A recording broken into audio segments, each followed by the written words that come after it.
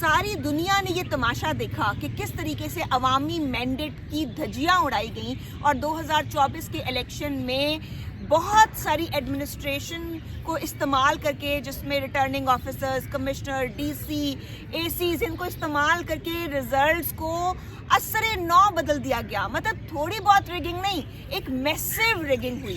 ہونا تو یہ چاہیے تھا کہ ایک نارمل پروسیجر سے جس طرح الیکشنز ہوئے تھے اس کے ریزلٹس کو مان لیا جاتا، لیکن ایسا کرنے سے انکار کر دیا گیا. اور اب سامنے یہ آیا ہے کہ کمشنر راولپنڈی نے جس طریقے سے بیانات دیے ہیں اور جس طریقے سے انہوں نے پریس کانفرنس کے اندر بتایا ہے کہ میں نے ریگنگ کی ہے اور میں معافی مانگتا ہوں قوم سے اور مجھے سزا ملنی چاہیے اور بالکل الیکشن کمیشن اس میں ملوث ہے، تو ساروں کو دیکھ کے تو ان کو چاہیے تھا کہ یہ آرام سے کہتے کہ جی اب یہ جو بھی انہوں نے پریس کانفرنس کیا ہے اس کی تحقیقات ہوں گی اور ہم دیکھیں گے جو ملوث ہیں ان کو سزا دی جائے گی.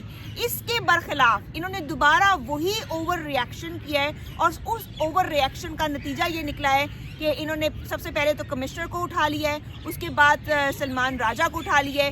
جو خواتین پی ٹی آئی کی پرامن احتجاج کر رہی تھیں ریگنگ کے خلاف، ان کو ایک بہت برے طریقے سے پولیس نے ان کا بھی کریک ڈاؤن شروع کر دیا ہے. ڈاکٹر فاروق اسناد، کیا یہ جو ریشنل وے سے ایکسیپٹنس تھی وہ ہونی چاہیے تھی یا جو اب ہو رہا ہے آپ اس کو آگے کہاں جاتے ہوئے دیکھ رہے ہیں؟ دیکھیے، آپ نے بہت اچھی بات کی، آپ نے سارا ایکسپلین بھی کیا. اس میں ایک دو چیزیں جو میں کہنا چاہوں گا. نمبر ایک یہ ہے کہ جب انہوں نے جواب دیا کمشنر کا تو انہوں نے پہلے تو کہا کہ اس کا دماغی توازن ٹھیک نہیں ہے، نمبر ایک. نمبر دو، انہوں نے کہا کہ اس کو غیر ملکی طاقتوں نے کہا ہے اور اس کی وجہ سے یہ کر رہا ہے. نمبر تین، انہوں نے کہا ہے کہ یہ ہیرو بننا چاہتا ہے.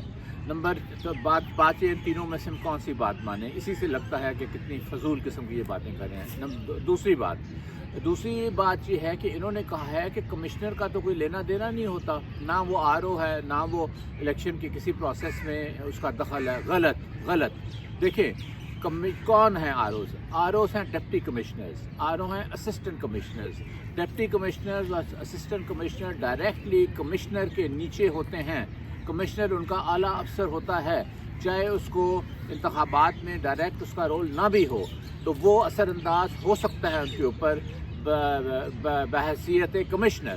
تو اس لیے یہ کہنا بالکل فضول بات ہے. دوسری بات میں یہاں کہوں گا، جس میں ڈاکٹر زمرد نے بات کی کہ افراتفری پھیلی ہوئی ہے اس وقت اور لگ رہا ہے کہ سارا سسٹم چوک ہو گیا ہے. دیکھیے، یہ کوئی انہونی بات نہیں ہے. ہم پہلے بھی اپنے پروگراموں میں کہتے آئے ہیں کہ جب آپ مینڈیٹ چوری کرتے ہیں تو بہت سخت رد عمل ہوتا ہے.